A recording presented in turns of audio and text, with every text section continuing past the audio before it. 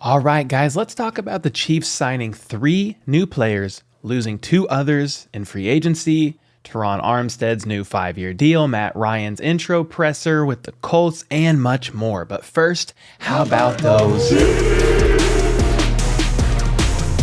What's up, guys? My name is Cole. I do daily news about the Kansas City Chiefs and the NFL overall, so make sure to sub if you're new around here. Check the description for timestamps and articles on everything I cover today in case you want to skip around, and let's just get into it. Let's start off with something fun real quick. Yesterday, Chiefs new safety Justin Reid tweeted out to Harrison Butker and said, "I got you if you ever want to rest the leg, bro." And he shared a video of him making roughly a 45-yard field goal from back in the day. It looked like his high school from what I could tell, but hey, it's cool to see Justin Reid having some fun with the Chiefs players online already. And then yesterday, the Chiefs converted $12.865 million of Joe Thuney's base salary into a signing bonus, creating $9.6 million in 2022 cap space. John Dixon from Arrowhead Pride details this as basically an accounting move. Under the contract he signed a year ago, Thuney was due a base salary of $14 million in 2022. Under salary cap rules, all of a player's base salary each season is included in their cap hit. With this move, all but $1.035 million of that salary, which is the NFL minimum for a player with Thuney's experience, is immediately paid to him as a signing bonus. Then the cap hit for that money may be spread across the season and the 3 remaining years of his contract. In essence, 75% of that $12.9 million, which is $9.7 million, no longer counts against the 2022 salary cap. So the portion of Thuney's yearly cap hit that is attributed to the signing bonus will now rise from $3.4 million to $6.6 million. So yeah, since Thuney has 4 years left on his contract, the spread over the years on future cap hits remains pretty low still. Definitely hit that like button if you're grateful for Joe Thuney. The man is an animal and played last season through a broken hand. Anyway, I wouldn't count on that money doing much more than going towards maybe a Tyreek Hill extension or Orlando Brown Jr.'s new deal.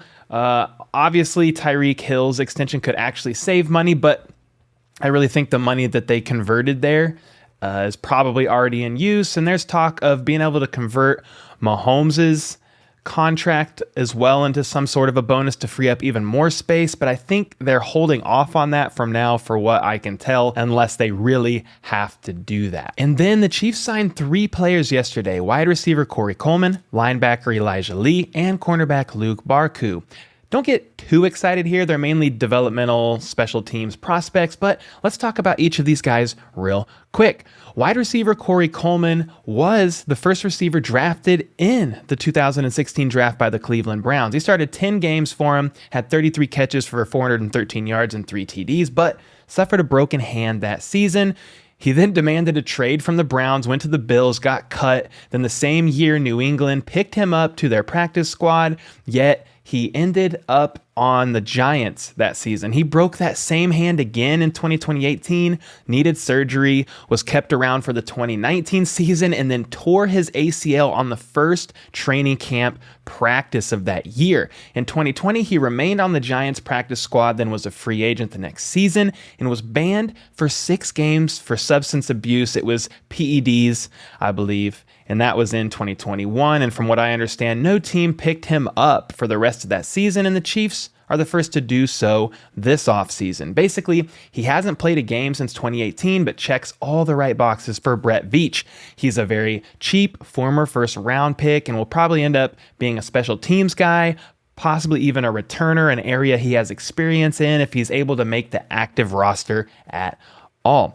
Then we have linebacker Elijah Lee. He's a former K-State Wildcat and KC native who played high school ball in Blue Springs and was drafted by the Vikings in the 7th round of the 2017 draft. He's appeared in 66 NFL games with 6 career starts over the past 5 seasons, with the majority of his action coming from the Niners in 2018.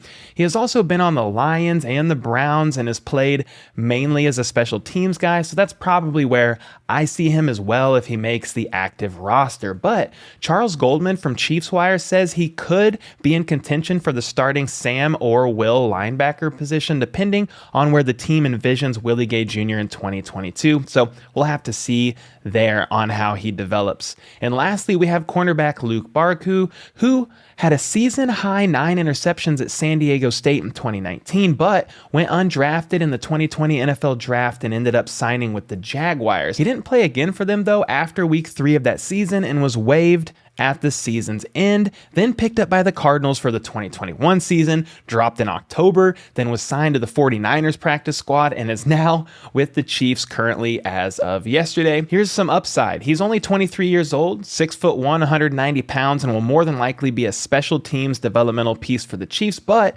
could develop into something more and obviously provide some potential depth at the cornerback position, especially with Charvarius Ward gone and now Mike Hughes.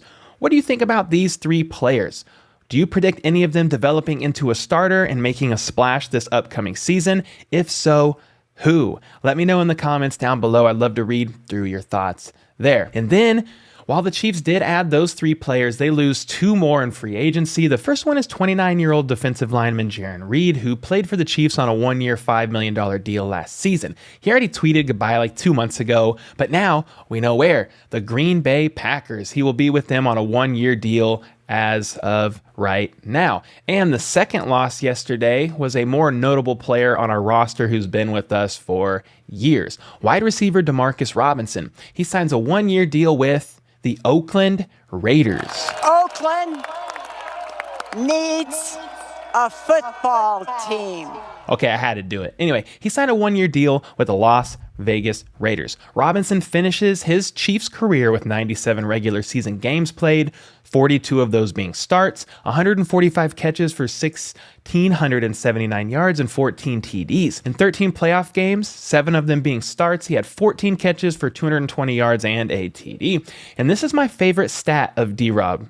He has yet to miss a game throughout his career, and he's been in the league since 2017. So the Raiders do get a reliable guy, and although I can't find the contract deals yet, I'm sure he's with the Raiders because he got more money, and he's been wanting to for the last couple of seasons, but has ended up back with the Chiefs on veteran minimum. So, hey, congrats, D-Rob. I wish you the best in your future, as well as I'm sure a lot of Chiefs Kingdom does also.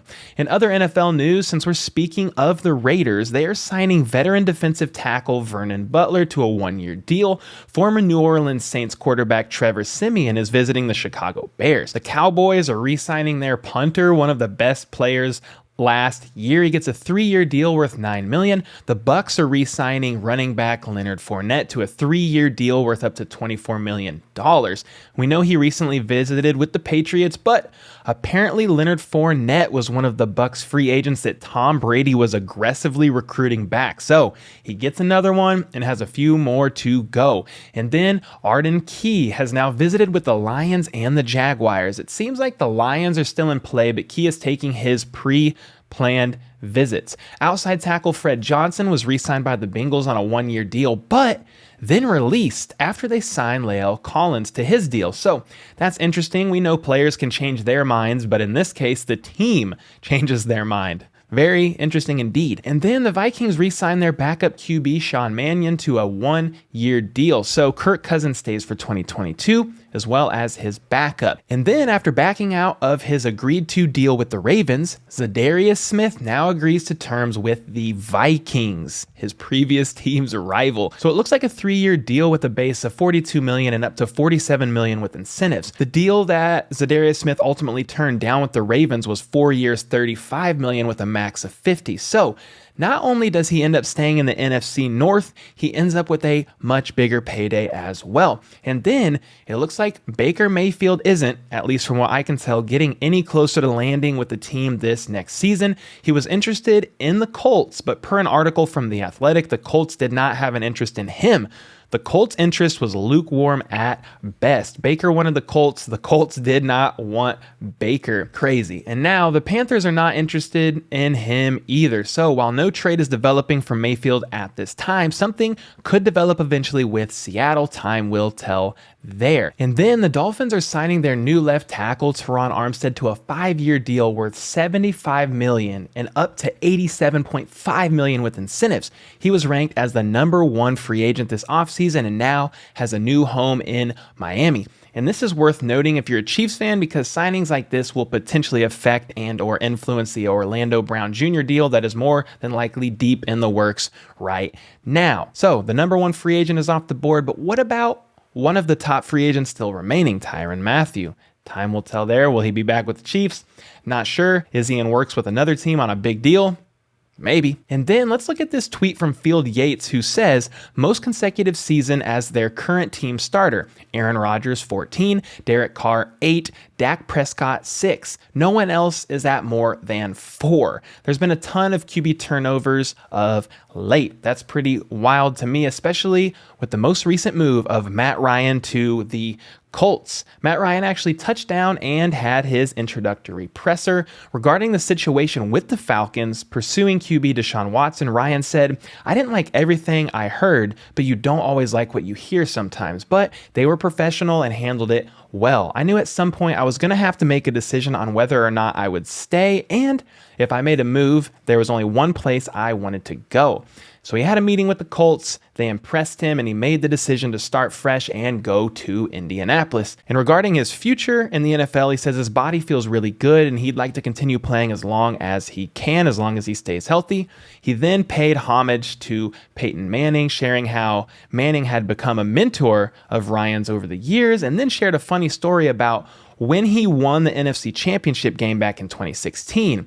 Yeah, Ryan was at dinner celebrating with his family at a restaurant in downtown Atlanta when his phone rang and it was Peyton Manning. He answers and Manning gets right to it. "All right," Manning told him, "here's how you're going to map out your next 2 weeks."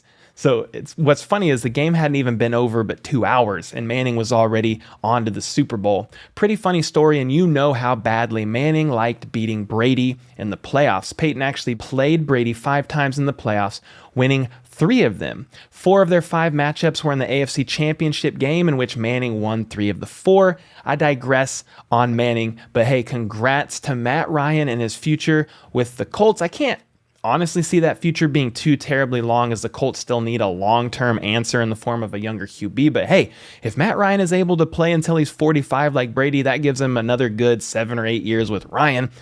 Okay, that probably won't happen, but you never know. What are your thoughts on Matt Ryan to the Colts, on anything else that I talked about today? Let me know your thoughts in the comments and let's talk about it. Make sure if you're new around here to sub for more daily news like this, and check out this video here from the previous day's news in case you missed it. So until next time, let's go.